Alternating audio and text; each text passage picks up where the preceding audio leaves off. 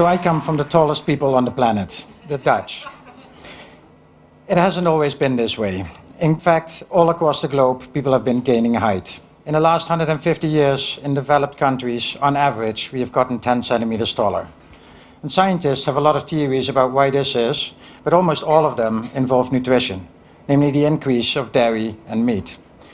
In the last 50 years, global meat consumption has more than quadrupled, from 71 million tons to 310 million tons.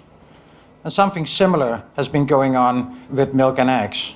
In every society where incomes have risen, so has protein consumption. And we know that globally we are getting richer. And as the middle class is on the rise, so is our global population, from 7 billion of us today to 9.7 billion by 2050. Which means that by 2050 we are going to need at least 70% more protein than what is available to humankind today. And the latest prediction of the UN puts that population number by the end of this century at 11 billion, which means that we are going to need a lot more protein. This challenge is staggering, so much so that recently a team at Anglia Ruskin's Global Sustainability Institute suggested that if we don't change our global policies and food production systems, our societies might actually collapse in the next 30 years. And currently, our ocean serves as the main source of animal protein. Over 2.6 billion people depend on it every single day. At the same time, our global fisheries are 2.5 times larger than what our oceans can sustainably support, meaning that humans take far more fish from the ocean than the oceans can naturally replace. WWF recently published a report showing that just in the last 40 years, our global marine life has been slashed in half.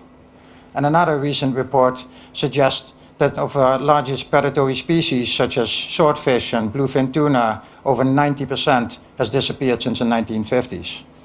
And there are a lot of great sustainable fishing initiatives across the planet, working towards better practices and better managed fisheries. But ultimately, all of these initiatives are working towards keeping current catch constant. It's unlikely, even with the best managed fisheries, that we are going to be able to take much more from the ocean than we do today. We have to stop plundering our oceans the way we have. We need to alleviate the pressure on it. And we are at a point where if we push much harder for more produce, we might face total collapse. Our current systems are not going to feed a growing global population. So how do we fix this? What's the world going to look like in just 35 short years when there's 2.7 billion more of us sharing the same resources? We could all become vegan. Sounds like a great idea, but it's not realistic, and it's impossibly hard to mandate globally. People are eating animal protein whether we like it or not.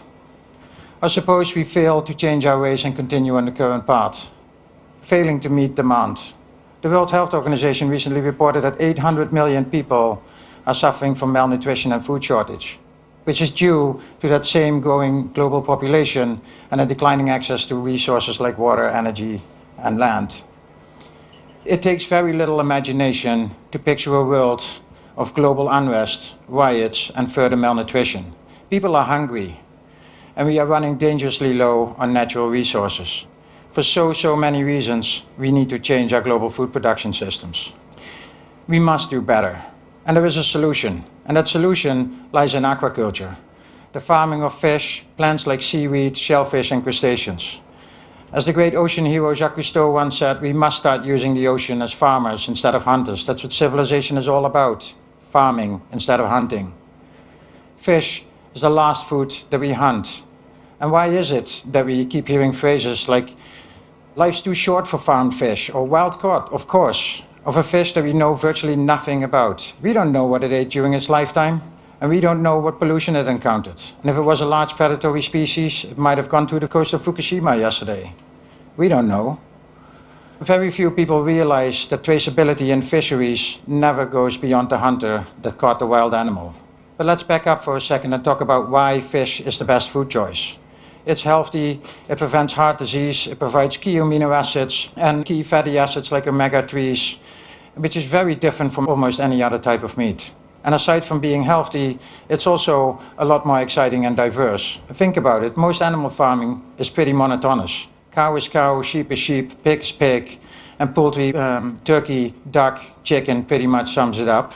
And then there's 500 species of fish being farmed currently. Not that Western supermarkets reflect that on their shelves, but that's beside the point. And you can farm fish in a very healthy manner that's good for us, good for the planet, and good for the fish. I know I sound fish obsessed. Let me explain. My brilliant partner and wife, Amy Novogratz, and I got involved in aquaculture a couple of years ago. We were inspired by Sylvia Earle, who won the TED Prize in 2009. We actually met on Mission Blue 1 in the Galapagos. Amy was there as the TED Prize director, me, an entrepreneur from the Netherlands, concerned citizen, love to dive, a passion for the oceans. Mission Blue truly changed our lives. We fell in love, got married, and we came away really inspired, thinking we really want to do something around ocean conservation, something that was meant to last, that could make a real difference, and something that we could do together. Little did we expect that that would lead us to fish farming.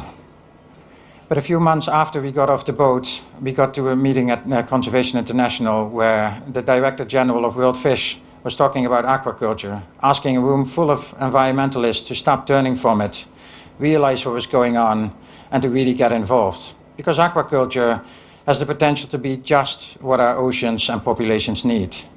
We were stunned when we heard the stats that we didn't know more about this industry already, and excited about the chance to help get it right. To talk about stats, right now the amount of fish consumed globally, wild catch and farmed combined, is twice the tonnage of the total amount of beef produced on planet Earth last year. Every single fishing vessel combined, small and large, across the globe together produce about 65 million tons of wild-caught seafood for human consumption. Aquaculture this year, for the first time in history, actually produces more than what we catch from the wild. But now this, demand is going to go up. In the next 35 years, we are going to need an additional 85 million tons to meet demand, which is 1.5 times as much almost as what we catch globally out of our oceans. An enormous number. It's safe to assume that that's not going to come from the ocean. It needs to come from farming.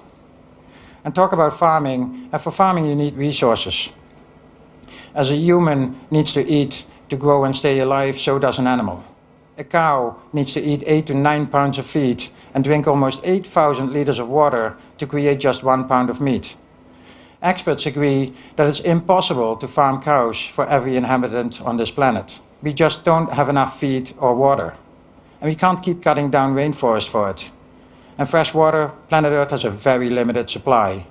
We need something more efficient to keep humankind alive on this planet. And now let's compare that with fish farming.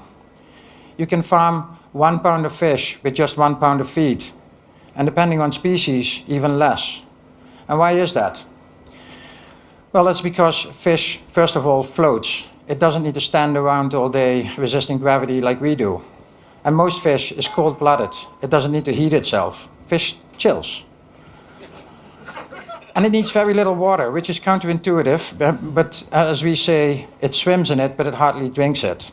Fish is the most resource-efficient animal protein available to humankind, aside from insects.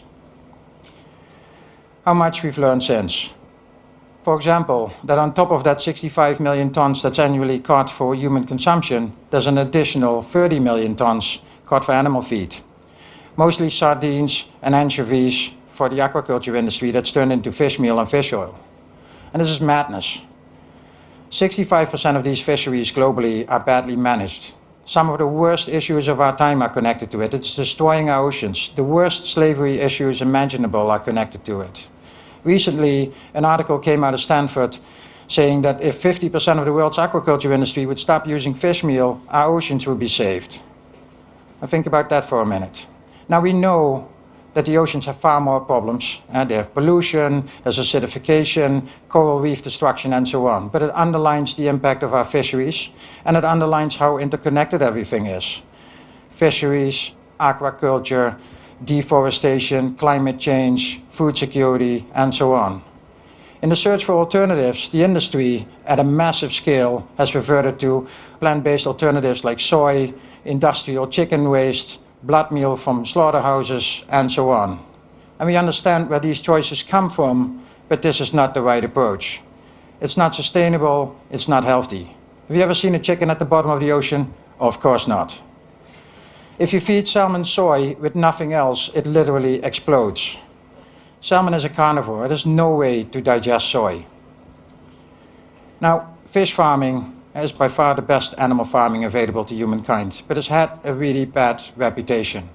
There's been excessive use of chemicals, there's been virus and disease transfer to wild populations, ecosystem destruction and pollution, escaped fish breeding with wild populations, altering the overall genetic pool, and then, of course, as just mentioned, and the unsustainable feed ingredients. How blessed were the days when we could just enjoy food that was on our plate, whatever it was.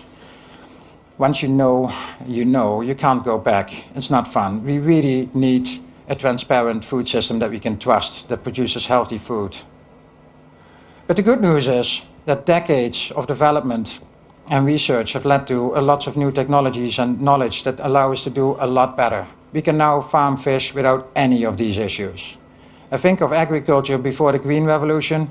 We are at aquaculture and the Blue Revolution. New technologies means that we can now produce a feed that's perfectly natural with a minimal footprint that consists of microbes, insects, seaweeds and microalgae. Healthy for the people, healthy for the fish, healthy for the planet. Microbes, for example, can be a perfect alternative for high-grade fish meal at scale.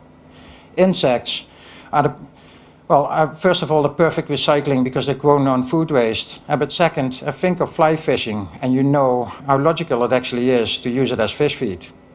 You don't need large tracts of land for it, and you don't need to cut down rainforest for it. And microbes and insects are actually net water producers. This revolution is starting as we speak. It just needs scale. We can now farm far more species than ever before in controlled, natural conditions, create happy fish. I imagine, for example, a closed system that's performing more efficient than insect farming, where you can produce healthy, happy, delicious fish with little or no effluent, almost no energy, and almost no water, and a natural feed with a minimal footprint. Or a system where you grow up to 10 species next to each other, off of each other, mimicking nature. You need very little feed, very little footprint. Think of seaweed growing off the effluent of fish, for example. There's great technologies popping up all over the globe.